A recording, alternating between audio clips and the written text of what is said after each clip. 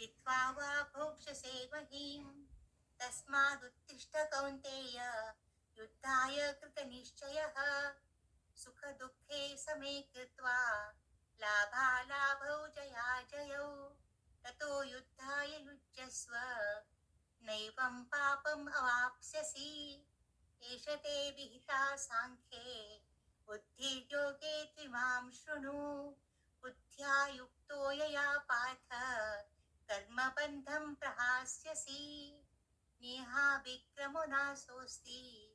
प्रत्यवायो न विद्यते स्वल्पमप्यस्य धर्मस्य त्रायते महतो भयात् व्यवसायात्मिका बुद्धिरेकेह कुरु नन्दन बहुशाखा अनन्तश्च बुद्धयो अवसायिनां यामिमां पुष्पितां वाचं प्रवदन्ति अविपश्चित वेदवादरताः